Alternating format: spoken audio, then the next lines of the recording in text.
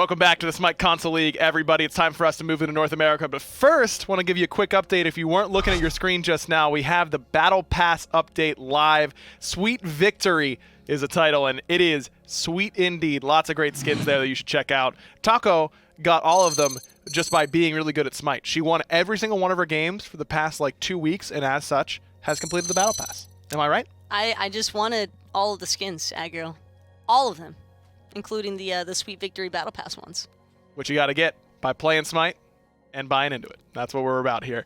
Anyways, it's time to move on to North America. As I mentioned, if you missed what we've just shown you, PS4 EU went the way of Aerial Rise in a big upset. They were the bottom seed up against the top seed in VGS Gods, and then Dabo's Disciples made quick work of Team Jellyfish just a moment ago. But now it's time for Big Money Esports up against Calvary, and this is one that Big Money Esports, they've kind of been climbing a little bit as of late. They looked better. We saw them a couple weeks ago, but they're still on the bottom half, still trying to catch up to the likes of Nemesis. Still a critical match, though, like you just mentioned, aggro. If Big Money want to have a feasible chance of staying on par there with Nemesis and even potentially looking towards that #1 spot in the standings, they're going to have to close out this set up against Cavalry today. And the fact that Nemesis isn't undefeated anymore, it looks like they took a loss. That's their first loss in all of the regular season and all of Season 6 so far. They were undefeated during Phase 1. That opens the door a lot, really, frankly, in this region. Looks like it was to E-Boys Gone Wild, but still, I mean, if Nemesis ends up dropping a couple games here and there like that, seems like Big Money can come in and really swoop in and take some clean wins. And none of these teams can really expect any of these sets to be for granted any longer. And even here today, Cavalry is going to be in that first pick position up against Big Money, and a lot of focus has been surrounding this early game as of late, primarily compositions that do best when it comes to buff invades. AMC, our top band here to start us off. AMC, one of those gods, I was talking at the top of the show about all these changes that happened in the midseason, all these gods that got buffed and all that kind of stuff. AMC got a really heavy nerf coming in after the midseason patch, and he's still top pick, top band. Those bees, man, the honey and the bees, even the swarm damage in that early game just gives so much prevalence to that god pick choice. And I like seeing the Cavalry strip away as well from Cavalry. If they are looking for those single target compositions, then they won't have to worry about a Scare's Blessing interfering. Not only that, but Big Money support, also a pretty prime player of that Cavalry. Kronos, the second ban here by Big Money, looking at the Mage tab for sure. This Cavalry take care of the Nike as well. So a couple frontliners and really a de facto mid laner right now in AMC taking off the board so far for Cavalry. Big Money has a couple options now. They can go with the Set ban. They stay in the Mage tab though, and they go with the Zhonghui. So Set, Thor, both open. Jormungandr open. There's a lot of strong picks available, it feels like. But there's too many strong picks available, and Jormungandr is going to be the intention here from Cavalry, and a really safe pick for a first pick option at least. Has plenty of flexibility in terms of where you can position this Jorm, and not only that, but the Jormungandr is also going to be really important for looking for that backline dive. Erlang Shen, by the way, also open. That god pretty good, it turns out. Ullr, though, instead of the Set or the Thor, Erlang, I mean, can kind of end up doing a lot of that work for you. CC running you down kind of does what both those gods do. And he's very flexible. Solo, jungle, support. You can play Erlang Shen in all those spots. Love seeing this Ares pick up, though, from Cavalry. A really big shutdown factor, I think, against some of that Erlang initiation and the Ullr aggression, since they'll have to worry about that cripple feature from the Shackles if they want to try and get their damage out. Just don't really see this Erlang having nearly as much setup potential with those Ares chains being online. And I love the follow-up potential as well from Jing Fail not having been such a popular item for hunters, and it pairs nicely with Jing. Kuzenbo locked in by Big Money. First time we've seen it in Phase 2, I believe. So, I don't know. I mean, it's a god that has a CC immune ultimate. That's kind of where I'm going as the main reason we could see it being picked here. Shell Spikes is good against Ares Dot. What else? I mean, I don't know. Anti-crit. That's the only thing I can really think of with this Kuzenbo pickup, is that they're trying to prevent this Jingwei from relying on that explosive bolts plus crit items being prioritized into the kit. I still feel as though this Jingwei isn't going to struggle nearly as much as Big Money might expect with that Kuzenbo pickup, just because Erlang, Ullr, both prime targets for that Jingwei to focus on instead. So long as she isn't actually autoing the Kuzenbo, I don't really think she has to be that concerned. Man, it doesn't look like Big Money think this Ares is going jungle, and we've seen a lot of Ares jungle as of late since the midseason patch. They ban away Thor Susano anyways, and if I'm Cavalry, I'm just throwing this Ares in the jungle and then picking a high CC Guardian like Athena. I mean, if you have Athena Ares and then good follow-up out of the mid lane as well, I mean, that is so much damage and control that I don't think Big Money's composition could really handle, to be honest with you. This is a really smart Kumbhakarna pickup, though, that is going to be incredibly strong, I think, at preventing that Ares from having nearly as much free reign throughout that early to mid-game portion. The Mesmerize is going to probably be the most important cooldown here for Big Money to try and play around. If they can get a good Mez combo, even into the Kuzenbo Sumo Slan or Watery Grave, there's a chance that they displace Cavalry enough to kind of just pick them apart by the seams. Guan, you the last pick here for Cavalry. I love their first 3 picks. Their last 2 don't inspire me a whole lot here, Taco. I mean, you don't have good targets for the Guan Yu to die for free, really. The Janus pick is so inconsistent. I don't know. I love their top 3. I don't like their bottom 2 at all. We'll have to see if it ends up paying off for them in the end, though. Big Money trying to retain that 3rd spot up against Cavalry. It's Finch and Tolly for game 1. Thank you, Aggro. Thanks, Taco. It is indeed Finch and Tolly here as we move into the action between Cavalry and Big Money Esports. Looks like everything is fairly standard, though this Ares you might have expected to go into the jungle. Looks like that won't be the case. Ares support with 2 Guardians on the squad. With the changes to the Searing Flesh getting % damage to minions, it entices not only the jungle in phase number 2 competitive play, but also the supports because of how you start the laning phase in the solo lane. It's a race to see who finishes first and then invading the blue. And that's where they're heading for that blue buff invade indeed. It'll be Neximus joined by his Ares. Meanwhile, Jabami not quite able to rotate here just yet. He's joined by Beaudilla on the Kumbhakarna. Looks like they might even head down to their own blue buff right away instead of getting this next wave just to make sure it's not stolen. Seeing a very passive Xingwei in the duel lane yet again up against an aggressive Ullr. The contrast between these two, I kind of miss it. As opposed to the different mages that we've been seeing in that long lane. It's kind of be interesting to see how they kind of transition their builds. I'm expecting Axiom to finish that Transcendence before the boots, whereas LazyADC should be finishing off those boots into Devil Gloves, anticipating the aggression from Axiom and wanting to stay in the laning phase for as long as possible. Axiom should be able to establish some pressure. Maybe not get a huge lead over Lazy just in lane, but should be able to rotate into the jungle a little bit, especially with Jelly here on this Erlang Shen. They have a decent amount of early to mid presence. And then you have this Hell, a Kumbhakarna, a Kuzenbo to control for you all in the mid to late. I think Big Money have done a pretty good job here with this draft. They just got to execute, but they're in a good spot. This puts a lot of pressure on Cavalry, though, because of the Hell out of the mid lane. Like you mentioned, we've seen how good Ollie piloted that Hell in the first set, so I'm expecting Cavalry to use that global pressure from the Janus and lean on that mid lane. And here's Jelly with some aggression of his own towards Neximus. And Jormungandr does a lot of things really well, but something he can't do well is escape in situations like that.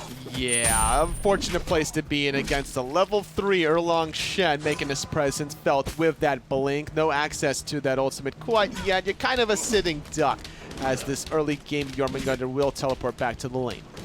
So not too much being missed. You just hate to give up first blood to an Erlang Shen, who's already, it feels like, going to be doing whatever he wants on the map anyway. Now you add in a little bit of extra gold to the coffers. It did cost him his blink, but I mean, that's a good trade. It looks like Lazy had his beads forced out earlier on too up against Axiom. Perhaps Jelly spends some attention there soon. Could be the case, but not deterred is Neximus after dying.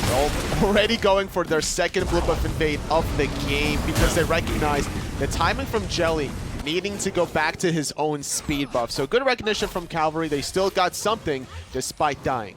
But Jelly is going to be coming back into that side of the map in the jungle. Kenny should be letting them know that along with MidShoTzZ. So perhaps they won't feel as comfortable, but like you said, they've already found their timing window to move up into the dangerous part of the map. So now Neximus should feel okay. They should feel okay. Cavalry, though, hasn't really used this Ares to rotate yet, whereas we're seeing Beaudilla make his presence in that mid lane, leaning a little bit too long, potentially, on the Soul Lane. We're seeing the Ares back. He does have Blink. Maybe he wants more mobility. He will pick up the reinforced shoes, so relying a little bit more protections the longer these team fights last. Lazy, another 50 seconds until those beads are back up, and Jelly is on this side of the map grabbing these oracles.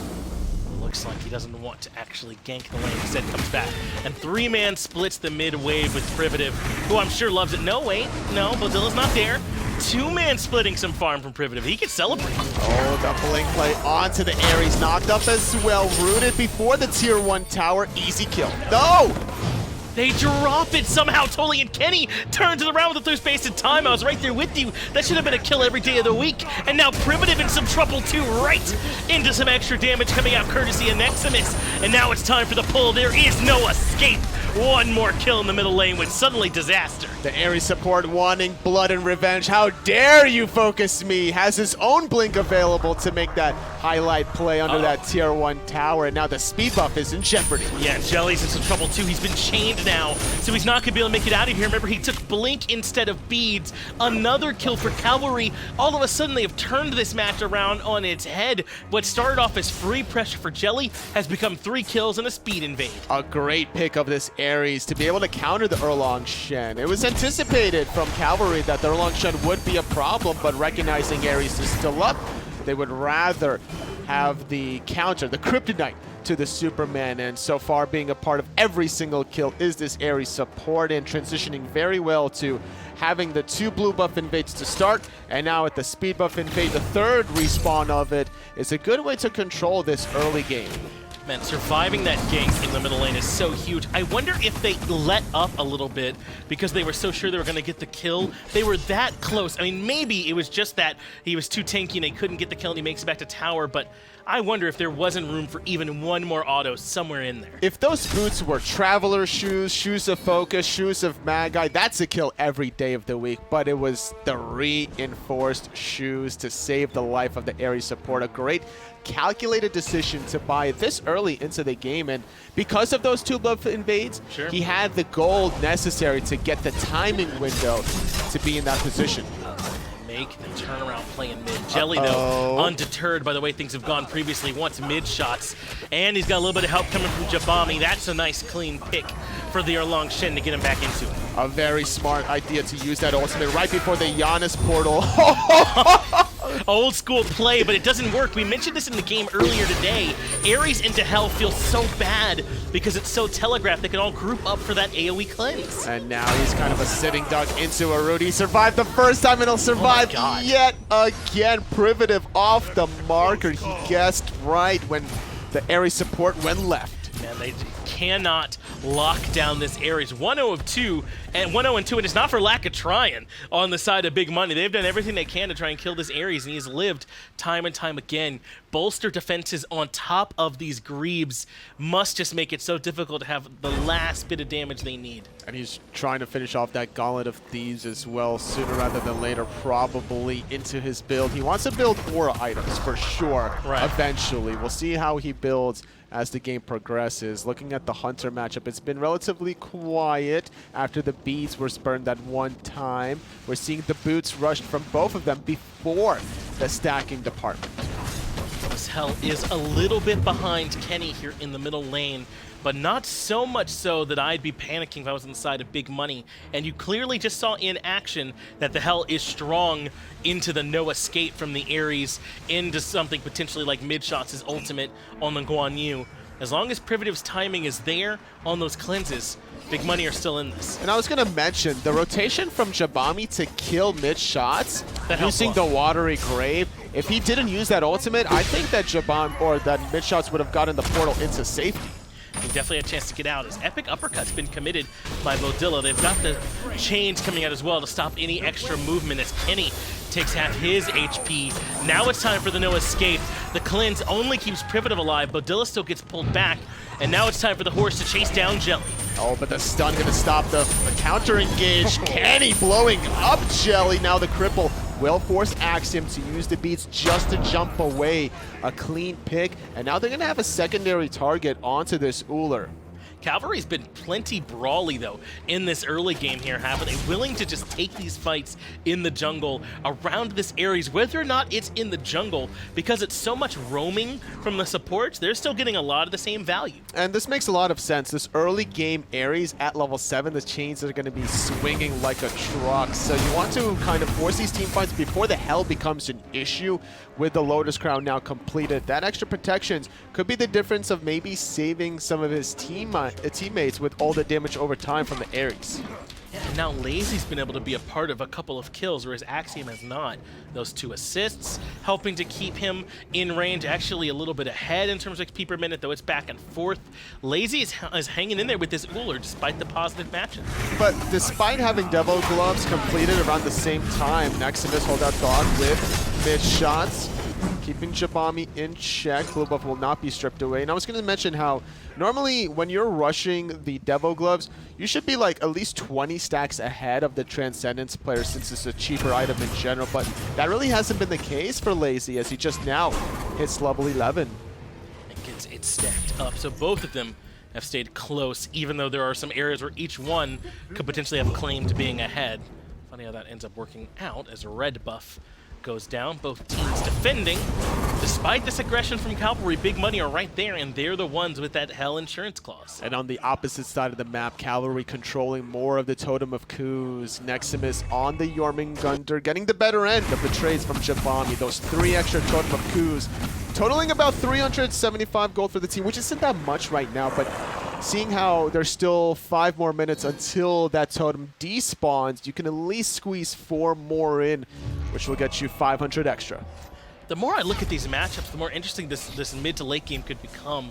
Hell into this Ares, this Kuzenbo into the Jing, who's going to be building crit almost certainly. I mean, unless you recognizing that, you know, it is a Kuzenbo, but they'll still be crit and explosive bolts. There's just a lot of matchups I think favor big money the later this goes on that just might give them an edge. Well, even the change though from the Ares, it favors out Cavalry to stop Kuzenbo from sumo slamming, to stop the Jelly from turtle or minking. Axiom without CC immunity in this kit. Could be in trouble. Yeah, like all these chains. And so far, QE has been really on point with the accuracy of hitting that ability. So far, he has had a good start to this game as Lazy takes another bladed arrow and a couple of autos. Almost enough for the kill. That's good recognition, though, from Axiom that he's got to retreat. Ares is on the way. Axiom going to be rushing into the fail now, whereas Lazy thinking about some attack speed options. Might be seeing the Ichabod. We'll see what option he goes for. QE just going to get zoned away from getting the wave as there was a little bit of a bully action. Could get punished though. I don't know how much kill potential they have, which is why I'm surprised Beaudilla was willing to spend time. But if this was about getting the wave into tower and not letting anyone soak up that farm, it's been done. That's a lot of tier 1 damage. Slowly chipping it away. There could they be didn't get it. some solo potential there as Jelly's going to go into the mid form, chasing down the horse a little bit faster than the other animal. But now we know, though, totally, right? That That's the true. horse is faster than a mink. We know now. We know that now. I could have guessed What the that. top speed do you think of the horses? It's definitely higher than a mink. Yeah, I get now why the horse was able to win. They were looking for this red buff invade a moment ago, but couldn't find it. That's why Kenny's able to move in and secure it there and sneak away before anyone catches him out. What if we had like a race in Smite? Who would win? It's definitely Guan Cavalry charge, right? It's the fastest like animal you can pull out.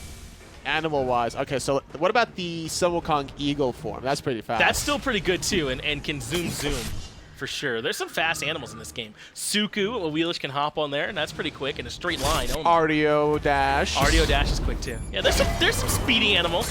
As Lazy might be taking a quick trip back to base, but over the wall with the airstrike. That's part of what makes Jingwei just so safe. Axiom lands the axe though. That might be enough. 2 autos seals the kill, but through space and time forces out the Aegis, and Axiom makes it away scot-free. What a play from Axiom. 2 tower shots, not deterred from making that play a possibility. No beads, no ultimate from Lazy, no life. And I thought for a moment he was going to drop the Persistent Ghost at his feet to stop the aggression, but instead he wanted to use his own Persistent Ghost to agility away. But that was kind of the wrong option. You know, hindsight is 20/20. You Sure. can't really always predict the future like that. And this has been a good collective effort from Big Money to shut down Lazy. Normally, Jingweis are very safe in that laning phase from the pressure, but not this game. Lazy has been anything but safe. Despite being down a good amount of gold, a little over 1,000 for Big Money, they are the one with all the pressure in lane, it would seem. Jabami has able to find the tier 1 tower in the short lane. The long lane, Axiom has that tier 1 tower on its last leg. Jelly's gotten his own speed bump, but Nexum is still pushing in, and Jelly just backing, even in his face. It looks like they don't want to try and punish this Jormungandr. Now they've switched their tune and forced his ult. Not too bad of an idea to be this aggressive without the tier 1 tower. Might actually look for a play onto Privative. No, just going to heal himself back up. Kiwi going to rotate back to that dual lane as the tier 1 tower does ultimately crumble. But despite this deficit, there hasn't been an attempt at a Gold Fury quite yet by either team. There's just no window of opportunity. The mid-tier 1, as you mentioned, is the one that's missing for Big Money, and that might even be a bigger deal than the 2 being missing in the side lanes. I mean, you talked about it at length in our earlier set, totally. It just makes it harder to step forward when you don't have anything to fall back to. And the tier 1 isn't always a ton of safety the later the game goes, but at 14 minutes, that not being there is huge. Yeah, it definitely is. When you're trying to ward, it becomes trickier to even ward your own mid camps, right? Like the bottom side of it, where it's your side of the map because you don't have that tier 1 tower to go to. And this is the stage where supports are relatively tanky now. Gauntlet of Thebes being completed from both of them. It's kind of like a race to see who is going to finish it first. But it looks like Kiwi is winning that race by about 10 stacks. So it's 2 waves adding up to 1 minute. So that 1 minute power play of the evolved Gauntlet of Thebes, 10 protections per physical and magical, is good enough to tip the scales in Cavalry's favor. Well, Calvary shall wait no longer. Gold Fury has been pulled. In comes Beaudilla, but immediately knocked up. He does find the 2-man Mez, and that forces the Gold Fury to reset. But way on the back line is MidShoTzZ, who's already been brought down quite low. Through space and time, clips Privative and brings him down as well. But I imagine it's time for this hell to start healing up. I think it was also AxiomSpeed that got hit by that through space and time, but he's nowhere near Privative to get some of that healing. His build doesn't have sustain either. Now in a 1v3, Kiwi is quite low, and he will fall, but Neximus comes in through the back line, but it's MidShoTzZ who needs some backup. Blink allows him to reposition. No, that was the portal, I think, that got him out of there. No, it was definitely the blink on out. The portal was just an extra source of escape. Now Lazy in a little bit of trouble. Axiom not predicting correctly the pathing and forced to retreat away. But there is the spit coming through from Neximus, and now he's stealth too, but Axiom has the hard read. Oh, when Neximus is, you can hear him a little bit more when he's in that form. Maybe that's how Axiom makes the read. Axiom just looking both ways as he crosses the street, avoids the traffic, as he's forced to make a quick stop as Neximus, but still not deterred, putting himself in a 1v3 position with no ult, yeah. He could be in a lot of trouble. In comes MidShoTzZ to heal, and apparently that is enough for Big Money to full-on give up on looking for this Jormungandr. Gold Fury now being pulled by Lazy as Beaudilla has to keep MidShoTzZ away. But Calvary want to try and commit to this. It's just Privative here to steal. Oh, and now Kiwi is back into it as well, cleansing out the stun. Jabami, meanwhile, on the backhand side, catching out Kenny. This fight has been going on for over a minute at this point, and Kiwi ends up falling as well. 2 for Big Money, and a healthy Axiom is back into the fight to start putting in some autos. The bladed arrow brings him down low, but he only needs a little bit more to finish this kill. He needs 1 more basic attack, make that 2 more basic attack, and he gets it despite missing the axe. 3 quick picks, and the first Gold Fury of the game. It's about time. Big Money, though, in a long, drawn-out fight, come out on top, and look at the chart. You can see it there. They're now out in front, 1,700 gold, 1,600 experience. Still, not the kind of lead where you're commanding, Tolly, but they came out on top. It's not the biggest lead, but for some reason, Finch, I'm like sensing that this is the beginning of the end. It felt like it, didn't it? Yeah. Because like now Privative with the Hell is just chilling, right? Like level 14 with Book of Thoth and the Lotus Crown. His team fighting presence, I think, is much greater than Kenny on the Janus, despite how much damage Kenny has been able to do on this Janus.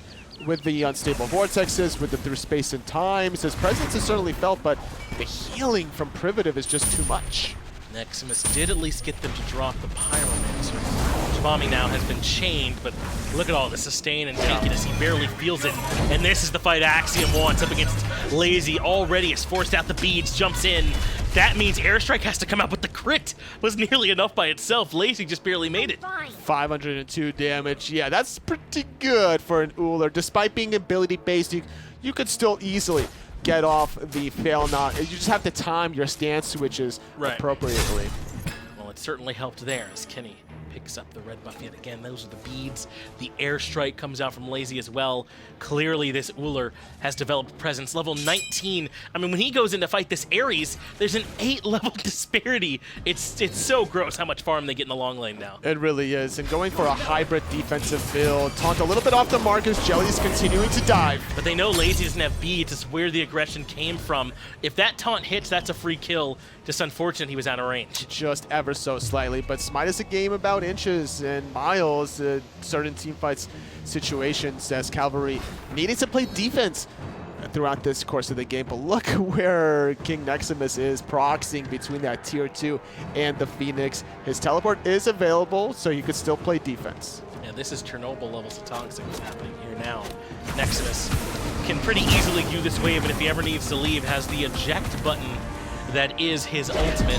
Axiom can at least look for what damage he can. He should be able to force the ult. He definitely should be able to force it. Jumps and reveals Neximus. We'll force it now. Fine, I was gonna say that felt almost too greedy holding on to it for that long. Is able to use the ultimate to reposition. Meanwhile, the rest of the team had pulled Pyromancer. That's why Big Money had to show up. Sumo Slam pushes Kenny back towards the rest of the squad, but makes it to a wall for a portal. Now it's time for no escape, and Privative can't cleanse everyone, but QE is too low, and he ends up blown up by Axiom. It's been a 2, make that a 3 for nothing. Big Money grouping up very well off of forcing Neximus out on the right side, off of Jabami using that watery grave around the Pyromancer was good enough to make their rotation, to play defense, and the team fighting pitch is just too good. This hell from Privative is making an impact. And Axiom is using his early lead correctly. This is why you put someone on that island in the long lane so they can be aggressive. Fire Giant, very low, but just go ahead and burst it, guys. There it is.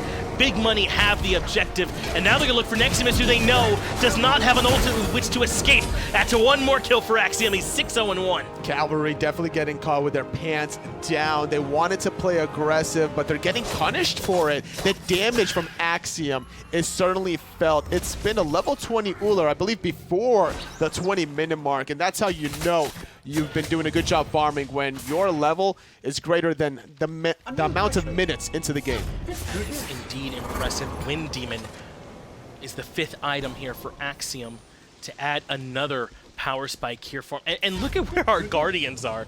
3 items in, Gauntlet Thebes and Pridewind, Oni and Gauntlet over there for Beaudilla. I mean, it's just not even close how much he's able to put out. Yeah, I was going to mention how QE has a lot of defenses hybrid-wise between the Thebes, the Pridewind, the Reinforced Shoes, but the problem is he needs like absolute physical defense because Axiom is just too far ahead at sitting at 6-0-1, 5 items deep. But it makes sense as to why QE is doing this, because he wants to be able to augment and utilize the passive from the Pridewind to get the biggest amount of a health shield once he does use the no escape. Problem is, once he uses the no escape, he might get bursted down before he even goes off to receive the shield. He's a bit of a sitting duck in that time period as he channels, and Axiom will punish if he shows that same weakness to the Ullr. Meanwhile, Big Money want to be here for this next Oni Fury spawn. I'm surprised they're putting so much value on grabbing this instead of making a push, but they'll be able to collect it and then start looking for these towers. Considering that the wave gets enhanced from every single lane, it makes it a lot more tempting to just get this now. So in the next about 25 seconds when the next wave spawns, if you're sieging down, let's say, tier 2 tower on the left side, that right tower is going to be completely exposed because your minions are just naturally outpushing the opposition. In fact, Cavalry just going to casually give up the tier 2 mid tower. We're not prepared for that push. Axiom looks for an axe, can't find it, but they can find QE isolated on this Ares, and he is a sitting duck. Jelly finds that kill through space and time, accomplishes very little there from Kenny. So this is a big win so far from Big Money all around. They've got a wave here with them to push, and as you mentioned, we're not far from that Oni wave either. I believe it's the next one after. and they can really start to make some damage. 5-on-4 power play going down the middle. Phoenix, Kiwi still dead for 15 seconds. Jabami zoning with a watery grave. Phoenix chipping down, will ultimately fall, and Big Money could still force the fight. Neximus has to use his ultimate just to disengage, but Big Money, they still want more. They've been patient all game. Now's the time for some greed. Lazy steps forward the best he can, but it feels like there's so little he can do. Big Money have grabbed themselves the mid Phoenix, and now they're meeting up with those Oni waves. Oh, Kiwi died once, Kiwi dies a second time? Question mark? No, instead he gets into safety. Can't say the same for MidShoTzZ. He dies while he's on the horse. You hate to see it. They don't even get the stun. They can head right back towards the tier 2 now in left and grab that extra gold. And Calvary have to defend without their Guan Yu. The Mez rather onto Neximus, gonna keep him in place for a little bit longer. Privative diving alongside Jabami. Lazy can't get away.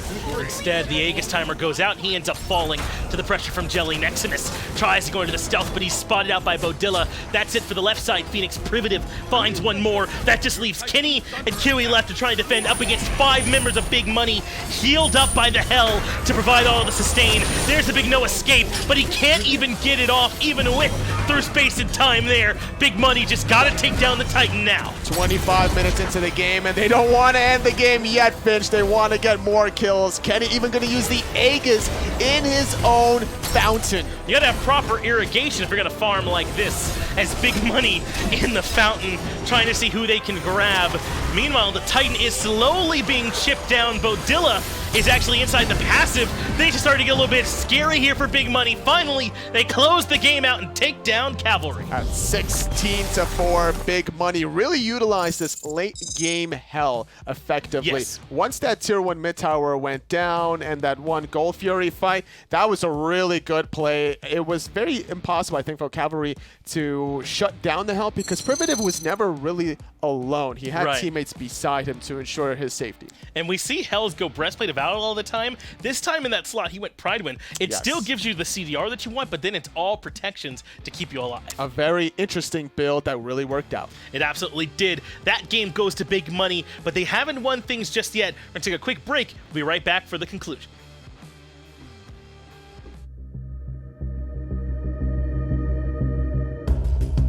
Skillshot, the official production partner of the SMITE Console League.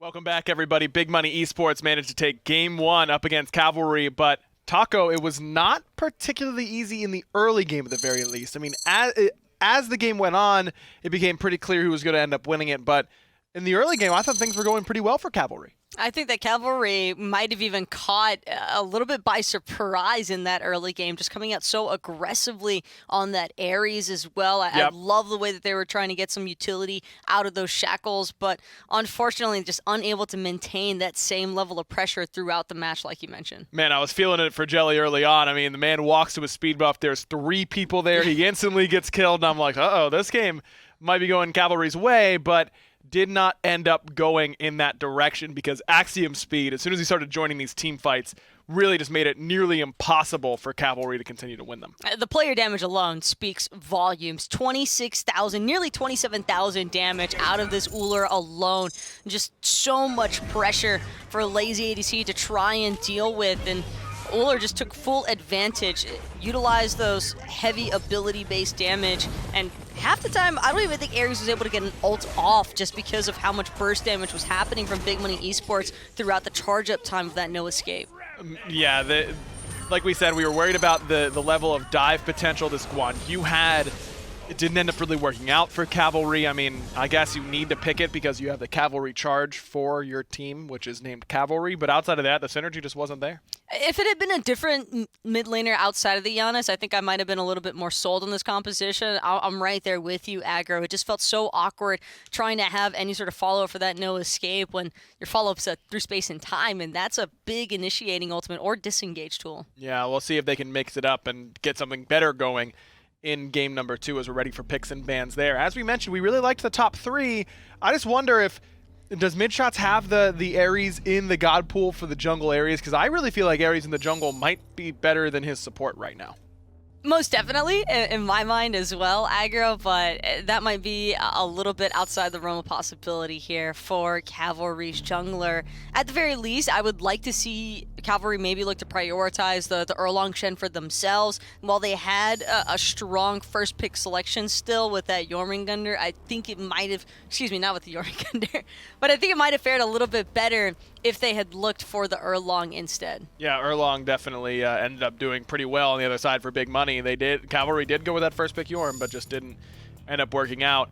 Big money going with the exact same bans they went with last game. Why change it? In Cavalry do the same up until this point. Big money banned Zhonghui here last time around, and then Cavalry did go with that Jorm first pick. I feel like this is where we're going to see the switch up. This should be, in my mind, an Erlang Shen pick for Cavalry. I don't think you go back to the Jormungandr after last game. Even if you aren't as keen on that Erlang Shen for that jungle role, still taking it for the support, even a possible solo lane flexibility, just don't let Jelly take this pick again. He's clearly hot on it, had way too much influence, and Jormungandr is going to be taken as a response here from Big Money, and I do like the disrupt potential here that the Jorm can introduce against this Erlang Shen, but more importantly, just keeps it out of the hands of Cavalry. Ooh, the Apollo this time around. I mean, AxiomSpeed played so well last game. If he's saying, give me a priority pick here and let me go to work. Apollo's been seeing a lot more play recently, gets Audacity up more often after the midseason patch, and utilizes Fail Not pretty well. I think Apollo's pretty strong. The Fail Not can be a little bit awkward with Apollo off of that Chariot ultimate from across the sky, but I love seeing this Skadi. I think she is criminally underplayed right now, at least from the console side of things, and better still with this Skadi. Although, I won't lie, the Apollo having that Audacity charge up could cause some issues here for Calder, since Apollo probably one of the better hunters at dealing with Skadi and Calder, but I still really like the idea here of a possible range route. You already have a route in hand as well from the Kumbhakarna and that Lazy Strike, and Epic Uppercut's definitely going to find some follow-up damage after the fact with that Erlang Skadi. Great CC so far for Cavalry. I want to see Skadi in the mid lane almost. Keep it away from the Apollo and hope that Big Money end up taking an immobile mage. I mean, if they lock in something like, I don't know, a Ra or something like that, I mean, how does Ra really ever get away from the Skadi? Ra not really in the meta right now, but I think there are plenty of immobile mages that you could fit in that slot where Skadi could have a very good matchup, and you already have so much CC. So again, Cavalry, good top 3 picks. I like what they've got so far. And Discordia, though, to introduce, I think, a little bit of that escape potential, and not only that, but I really like the idea of the Golden Apple being able to provide that cripple effect, so the Erlang maybe not going to be able to just have his way with this Discordia in these team fights. Same thing for the Vamana also. It will be much more difficult to close that gap between these melee-based warriors and that mage from Big Money. So it does end up being Skadi in the long lane, most likely, with Scylla the selection here for Cavalry. Don't see a lot of Scylla these days, but when we do see it and have success, it's because of CC compositions like Cavalry have. Multiple knockups, tons of CC, ranged CC at that from roots from Skadi and Erlang. I like what Cavalry have done. We'll see if it ends up paying off for them here. I liked what they had in Game 1 as well, but it didn't end up working. Game 2, however, might be a different story. Finch and Tolly will let us know. Yeah, Aggro, stop endorsing him. It's not helping, clearly. Cavalry, if it makes you feel better, I don't think it's that great.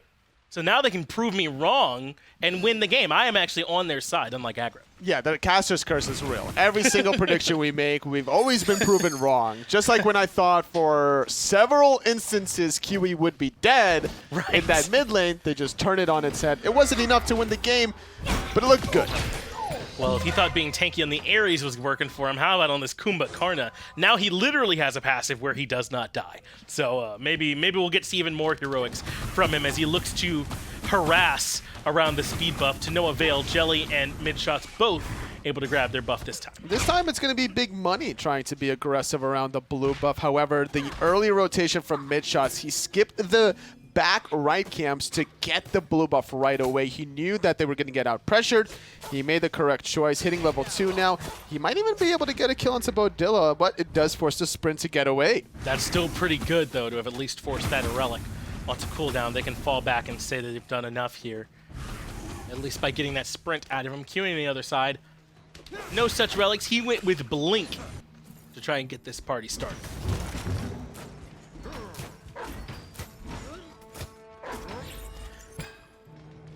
Kuwei is what I'm being told for this Kumbhakarna. Kuwei. Okay. Kuwait. I was going to make a joke about, like, let's get this party started, and then all of a sudden I hear Taco in my ear, of all people. Yeah, she's telling us his name is Kuwei. Because she's the CEO. Yep. She has information of every player.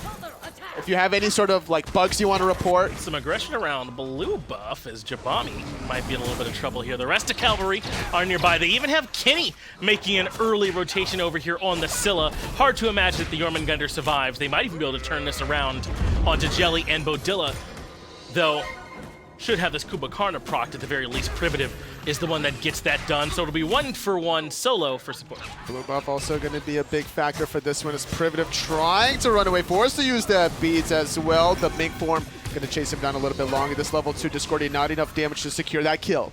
In fact, the up-down comes out from Jelly to try and help them turn things around onto Neximus, and they certainly do. Jabami's cooldown or death timer so short that he was back in the fight right away. A good look, though, for that 2-for-1 exchange. I believe that the blue buff did go for King Neximus as he did make that rotation happen. This time it's big money that wants to be aggressive on their own side. You know, like what you could do, we could do a little bit better. It certainly can. They want to try and make it happen. Beaudilla is going to be able to pick it up. Now it's just a question of can Jabami make it back out as Kenny makes yet another rotation over to this side of the map. This Scylla has been very willing to rotate so far. Man, Jabami's like, I'm too thick, I can't squeeze through. He sure cannot. Oh, unfortunate in a 3-on-1. Well, they got the blue buff, but at what cost? Not really worth it. But Beaudilla has now. This has been just a ton of fighting here in the early game so far. I mean, we usually see this because our supports are roaming around just trying to harass, and we've seen it out of them, but I mean, even the solo laners taking a bunch of early deaths. They're 3 of the 4 deaths. We rarely see that. Yeah, it's not very common to see 4 kills in less than 4 minutes of play, but in the console world, sometimes this kind of action will be seen from time to time. Benefiting from it a little bit more, I believe, is big money after some of their kills, getting the Totem of Q advantage as well. And that's a nice cleanup kill from Axiom. He comes in with the across the sky, but that gets largely set up by Jelly and the work he put in onto Lazy. A great rotation. As soon as he got level 5, no hesitation whatsoever. Nothing Lazy could have done there playing the Skadi. He realized he was dead, didn't even want to use the purification beads, saving it for another time. I like that decision-making process. And both of these hunters going directly into the boots to get things started this game. It's something we're seeing more and more of. Since they're over here, they feel like they need that mobility to help them box a little bit more, and then you can start working on stacking second. Yeah, and this time Axiom not playing so much of an ability hunter, more of a in-hand one. Don't expect him to go to the Transcendence as well, although it wouldn't have been unheard of to see Transcendence Apollo. Jelly rotates again. This is 2 pre-level 5 ganks from a Batz. even teleporting to the Sacred Monkey. Now, we don't see Unbot be this aggressive that often pre-level 5 either, but it's worked for him. 1-0 and 2, and Lazy might even have to back again. I was wondering why Jelly was making that dive originally, but he was so close to level 5 Finch. He was really hoping that the wave would eventually die so that he can cross over to that marker, get level 5, level up fast enough, and continue making that play. But despite not getting the kill, this is almost just as good. You're forcing him to back, free farm for Axiom. 3 melee minions are guaranteed going to be denied before Lazy even gets back to the lane. Yeah, that's huge. That's why you saw Axiom even commit the dash there. He wanted to push that wave in as soon as possible and knew he'd be able to make it back in. I think Lazy missed a good deal of that wave thanks to that play, and a little bit more of a lead there for Axiom. They even gave him the red buff, which only just fell off. And you could tell by the different stacks of Hunter's Blessing. Before Lazy starts that wave, he was sitting at 51 stacks of Hunter's Blessing. So there's entirely a whole wave of a difference between the two, which is like 30 seconds of difference when you're getting that extra basic attack damage, where Axioms can use that to box out, even having the experience lead. And both our junglers appear to be joining us on this side of the map. That's the jump already used from Jelly, forcing out the beads from Lazy. The monkey bounce won't give him the distance he wants. Instead, it's Shots who comes in with a nice taunt and finds the return kill. A little bit too aggressive, not anticipating MidShoTzZ there, but sometimes the counter gank is stronger than the initial gank. Good timing from Lazy to use the purification beads, and without that counter gank, I think Lazy gets chased down under his tower. Certainly could have, but instead, good timing from Shots to be there at the same time as Jelly. I was also curious, Jelly took the pathing where he'd have to jump over the Gold Fury's wall. I suppose that does get him there a little bit faster, but if he walks in and then still does the blink, he might be able to stay alive in that engagement. He wasn't anticipating the other jungler right. to be present there. And normally you do want to get there as fast as possible, but not at the expense of your only escape. I agree. I'm just not sure why that cooldown had to be used there, as the apple does eventually find its way back towards Neximus, who's dead to rights. And even Jabami using his ultimate there, gobbling him up just to make sure. I don't see how the Vamana could ever have lived there. Yeah. Despite all the healing that you get, the shield as well from the Colossal Fury, 4 players, I think, is enough to get the kill. And in the first set, we did see that same kind of pressure on the solo lane, and the other team was able to get a Gold Fury, but this time Cavalry not really in position to take advantage of that death. Well, there we go. I now know to correctly say Quay as I cast him being sent to the fountain yet again. On the Kumbhakarna, he's fallen here in the middle lane. It just really feels like Big Money has just been able to out-rotate Calvary here so far throughout the early game. They have, but that's not that big of a problem because Cavalry can still use that to their advantage. They should have been on the Gold Fury during the 4-man gank on the blue buff, but instead they're like trying to farm mid lane. Koei dies in mid instead of somebody from his team making the call to do the objective. Now Beaudilla's in some trouble. They've committed 3 ultimates to make sure he died. They even got the reset as Privative in some trouble too.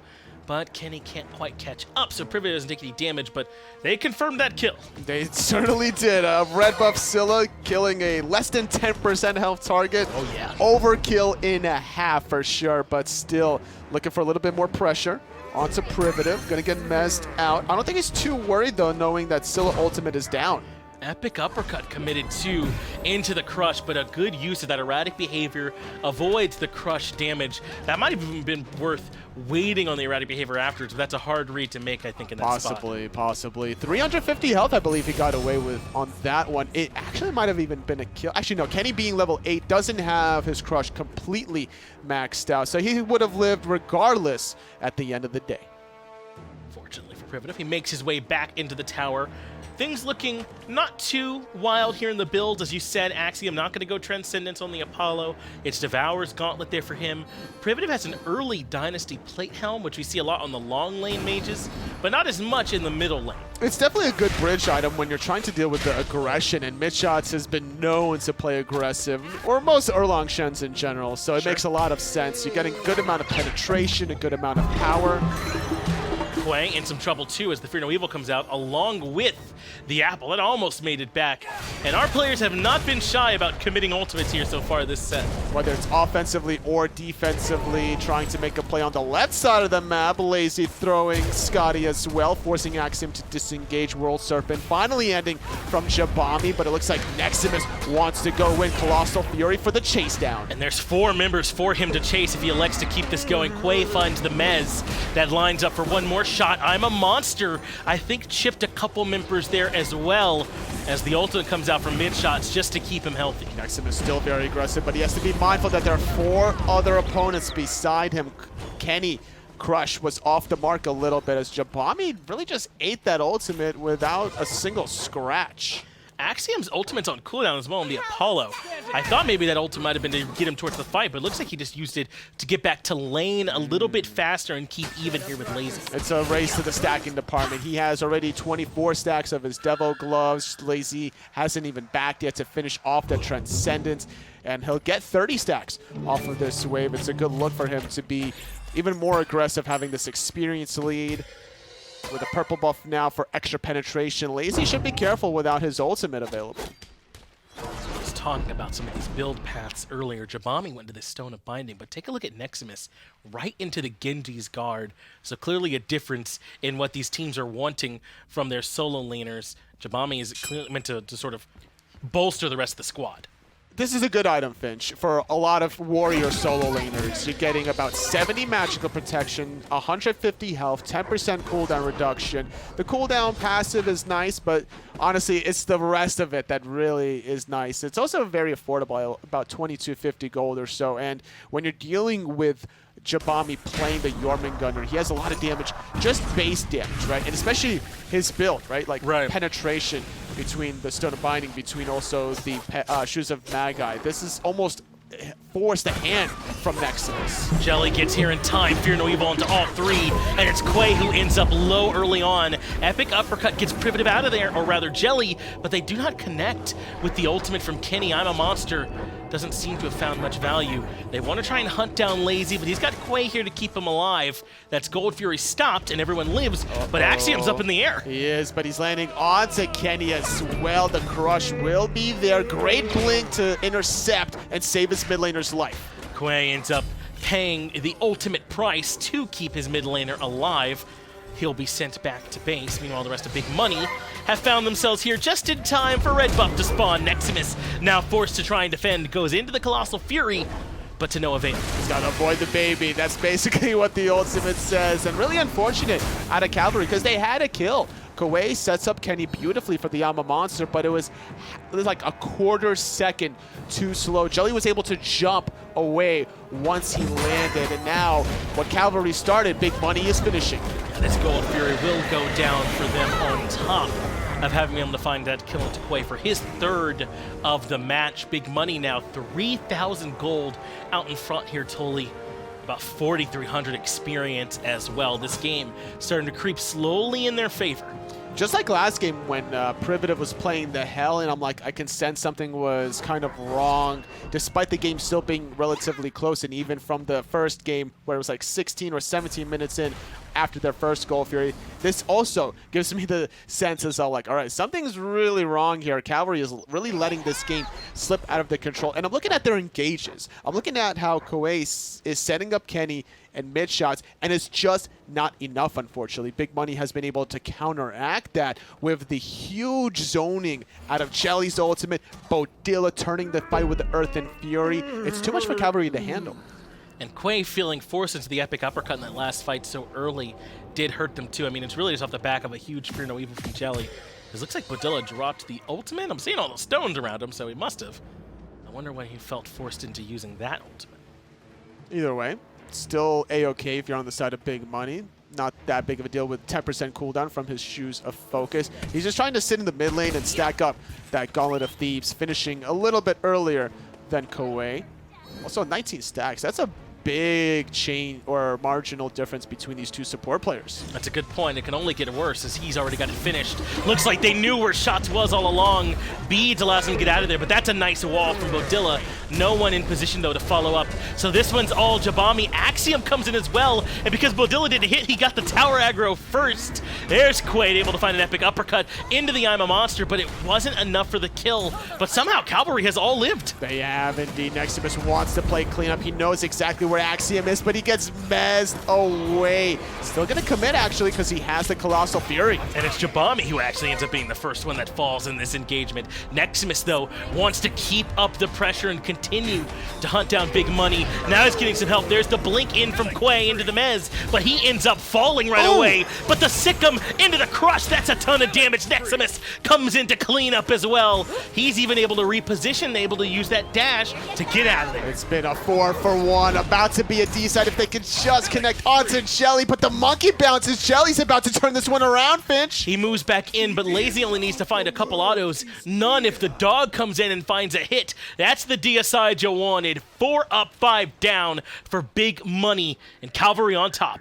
Man, Jelly could have easily made that a 4-for-4. Neximus was in the red, Kenny was in the red, Lazy could have been dead after one basic attack plus an ability, but not having the mobility to get away from Lazy after the permafrost. An extra 30% movement speed is not too bad to chase out this Hunt Batz, but I think that big money with this lead, they're kind of letting the lead play themselves. Oh, Finch. yeah. Diving past the tier 2 tower, there needs to be objective control, sure, but not to the point of recklessness. There needs to be like that checklist from top to bottom. It's like, all right, we got this tier 1 tower. Okay, we're getting the Gold Fury. Okay, we're getting the Pyromancer.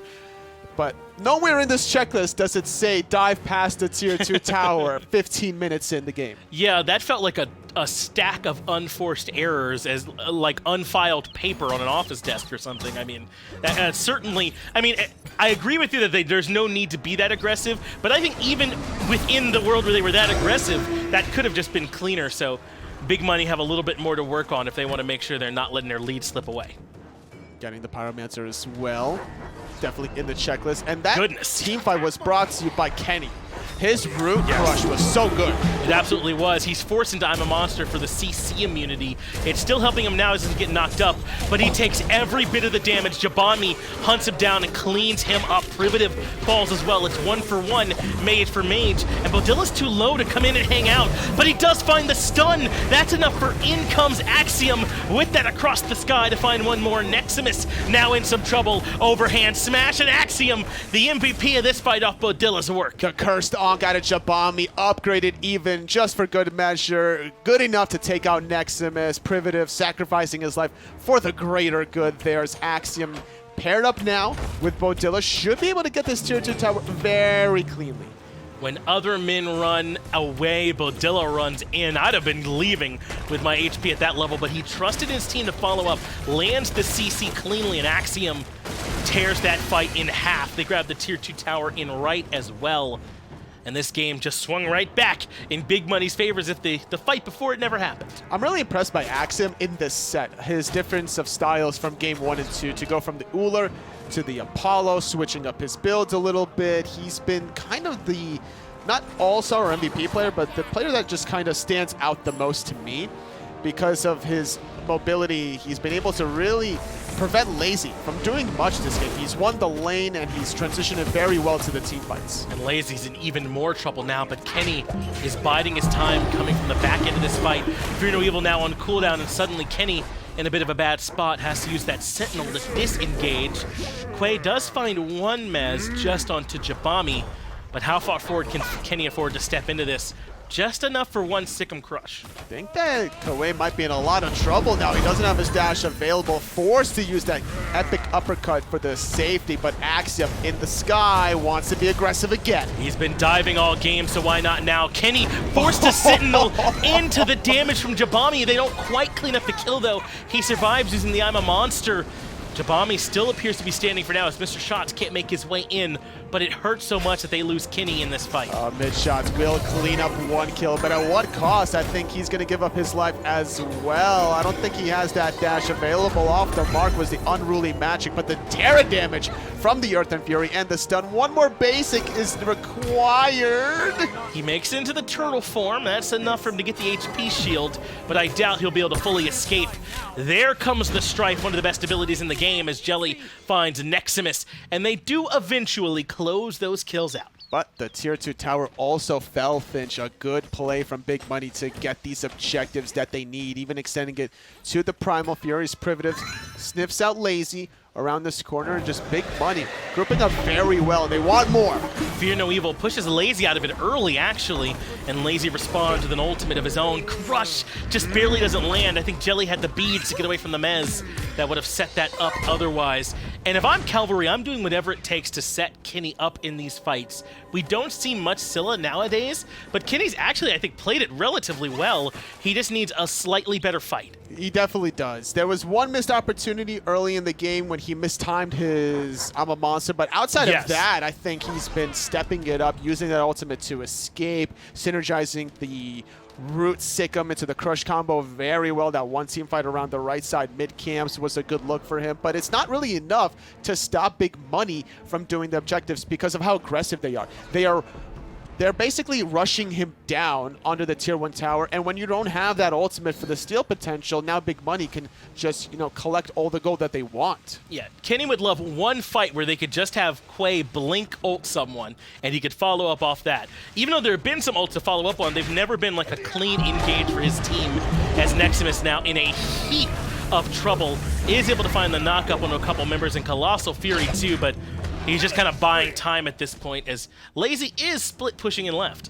Being down a level, this makes a lot of sense for Lazy to try to make that happen. Even going to take the tower for a little bit to keep the minions alive. They could even go to the Phoenix if the rest of his teammates can make the call. It's probably the best thing he can do right now. Jelly is going to get his back off to defend up against Lazy, and if they have that information, that means Cavalry can fight without having to worry about the Hunbots.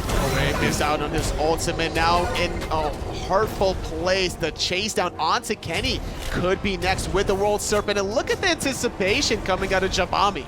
Chasing down Kenny, that's been his job all game long, as Jelly being chased out by Lazy way in the background. Meanwhile, MidShoTzZ has to use the turtle form to disengage from Big Money, so they're not going to be able to do fire or pyro. They've been forced off that by Cavalry. A worthy sacrifice to give up Kuwait to prevent the Fire Giant. This is what you have to do when you're behind. Just stall out the game, try to get the gold at an even pace. And Beaudilla with a lazy back was not anticipating Lazy to still be there after the split push. And it wasn't just Lazy, really. He had a ton of backup. MidShoTzZ and Kenny all there, and no way for Beaudilla to find his way out of it. At least holds on to all his relics, though, and doesn't panic use them. So he'll have them for their next engagement.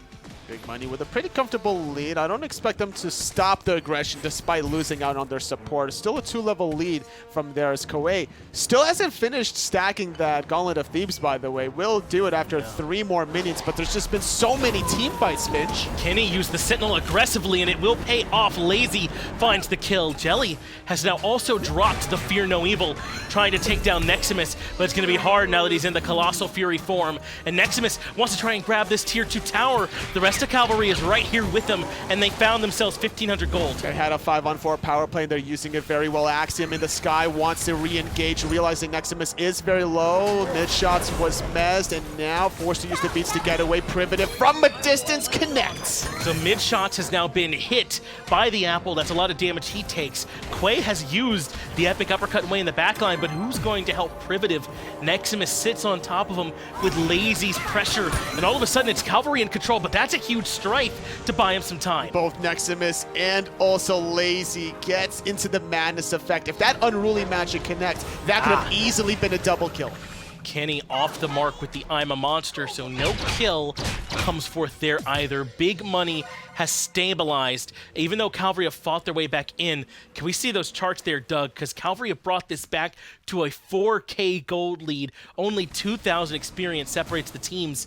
Cavalry can hold on. They're in striking distance. Yeah, definitely can at this point in the game. I'm liking how Cavalry have been able to kind of adapt to the pressure from Big Money by taking the picks that they can get them. Killing Beaudilla on the left side of the map definitely opened a lot of doors for them to stall out this game even further. But the 2-level lead from Kenny needs to be utilized a little bit better. This is ambitious from Jabami. He was trying to steal the red buff, but he just got controlled and manhandled. An easy pickup kill there for Cavalry as Jabami tried to find oh, maybe it was a DC. Oh, that's a really bad thing for Big Money now in this 4-on-5. They have a 1-game lead in the best of 3, so it's still within their control to get back into this set, but Cavalry going to be able to use this to try to strike back into the game. And there's the pause coming up from Beaudilla. They wouldn't even been able to until they got out of combat, so they'll buy themselves some time to try and see if they can get Jabami back in. But that's unfortunate. It looks like right when he went aggressive to try and maybe take away the red buff, that's if he didn't just walk idly in as a DC, he was picked off. But the other solo laner, King Neximus, is so aggressive onto this Vamana. He's been kind of the foregoer or the person leading the charge with his 5 items deep now on the Hasten Katana. It's really hard to get away from him, but Jabami is required to be back into this game because of his upgraded Cursed Ankh. Yeah, they're going to need him a lot. He's also been the one that's been hunting down Kenny, as finally there's the engage from Quay that sets up for the I'm a Monster from Kenny, and another nice kill. And they're going to keep pushing right past the tier 2 off the back of this power play. Fear No Evil was used on the front line of the fight, but underneath the Phoenix, Big Money still holding on. Still holding on. This Neximus is zoning away Axiom and Beaudilla. Even Jelly now into the mix. Not able to get the last hit, but the tower aggro switch. Neximus still lives. Just barely holding on, but that is the tier 2 tower down off the back of that disconnect there by Jabami. But Axiom doesn't want to let them disengage for free. He comes in with the Across the Sky, avoids the Sikkim and the Crush. That's everything from Kenny now used, and Axiom, if he can close the distance, should have himself a kill. So Beautiful lands. Jelly comes in with the Monkey Toss too, and that's it for Kenny. And now it's a 5-on-4 power play for Big Money, and look where they all ended up, Finch, right beside the Fire Giant. MidShoTzZ gonna blink in off the mark with the 9 turns blessing, but still almost getting the kill onto Jelly, forcing him to back. If he steps in that Ring of Fire, he's not gonna be having a good time. No, there's no way he can help with the FG now. He'll have to back. Fire Giant is quite low. Neximus trying to force them back, so there's no way they can confirm the objective. In fact, the Fire Giant has now been unleashed. Cavalry have held on and stopped Big Money from taking the objective. The Scylla play from Kenny off of the epic uppercut from Kuwait. 1,100 damage. That's a lot. That was level 19 Scylla, by the way. 4 points into the ultimate. Now that she's level 20 with a maxed out passive as well, that 1,100 is probably going to be like 1,300 damage onto a squishy target. Privative having to be more mindful of either his positioning or a little bit faster on the purification beats. And that was probably the first time that anyone's been blink ulted into death this game. Oh, so yeah. He might not even have been expecting that that's something that could happen. Yeah, so with 120% scaling at 640 power, that's a lot of extra damage to that 800. It's going to be actually like about 1,500 to 1,600 damage. It's an absurd amount that Kenny's going to be bringing in with that I'm a Monster. So we just need someone to hit home with. Beaudilla has been the target early on. He finally goes into the I'm a Monster. And they weren't on the same page. Quay knocks him out of it. I mean, Beaudilla's dead either way, but that just means that they didn't use those efficiently. So in comes Jelly with the Fear No Evil. That brings Lazy very nearly down to death, but Aegis keeps him alive. But Axiom is too low to make that dive a possibility. He's actually going to back to base instead, allowing Lazy to disengage. Privative forced to use the Aegis just from a crush. He was a little bit too low. Axiom looking for something, though, in the sky. Looks like he had to use those beads as well, as Neximus is forced into the Colossal Fury. The rest of his team will be able to grab this Oni Fury, but this game has been at a frenetic pace, just back and forth, constant action, using these ultimates to re-engage.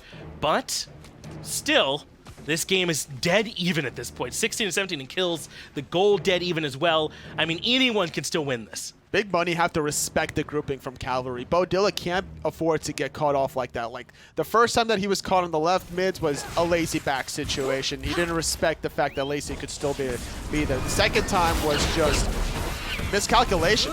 Jabami will not make it up into the ultimate. Kenny finds him again with the crush. And 28 minutes into the game is when I finally really want a Scylla on my team. Up until now, there's been some growing pains, some work to get this set up. But I mean, Obsidian Shard, Poly, Book of Thoth stacked.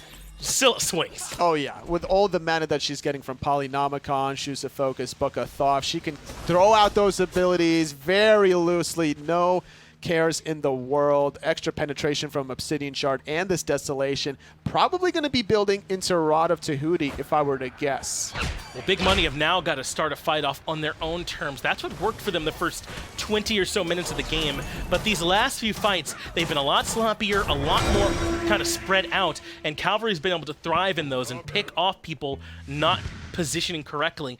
Big Money have to regroup back to the positioning we saw earlier. Jabami about to respawn, so they know they have a 5-on-4 power play. Kuwei gonna absorb that apple, and Calvary secure it. They use the I'm a Monster, but Fear No Evil splits the fight in half, and Kenny has finally been removed. That's the priority target for Big Money. In comes Axiom, in comes Jabami. They're gonna try and do this all at once and catch out Calvary on the back end of the FG. Suddenly they've gotten 3 picks of themselves by taking down Quay. They might just be able to reverse push off this. They definitely could. It's a 5-on-2 with only 2 frontline warriors. Granted, they have Fire Giant, but this is too much for only the 2 of them to handle. Finch, Privative with a lot of control on the Discordia, but Jabami running into no man's land. He's might going to have fall. DC'd again. Still with a 4-on-2. I'm anticipating the end. Well, you're right. It is still in favor of Big Money, but they'd have loved to have Jabami here for it. Jelly pushing into the Titan room here now, but they're going to turn around towards MidShoTzZ, who has the turtle form to get him out.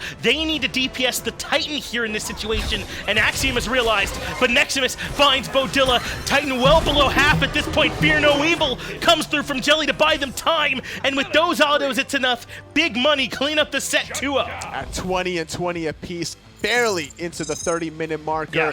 This will go to Big Money, but I have a lot of respect for Cavalry making that Fire Giant call and sticking with the call. So many times we see teams make calls like that go south because of either hesitation or something along those lines. There was a small window for them to get it, but they couldn't really handle the global pressure that started to turn it on its head. Jabami teleported in from his respawn. It was a very small window, 5 seconds left once they started that Fire Giant, and then Axiom on the Apollo as well to play cleanup crew. Those 2 factors needed to be considered before making the call, but regardless, they still made the call, and they all agreed with it. I think that you're right. I mean, even if it's just the Fear No Evil, as good as it was, and they lose Kenny, I still think that's worth for them. It's just those global ultimates I think that makes it a real problem. They get run down, and Big Money are the ones that grab the win. Console is absolutely not done yet, though. We're going to break down that last set and bring in the next one, all here in a few minutes.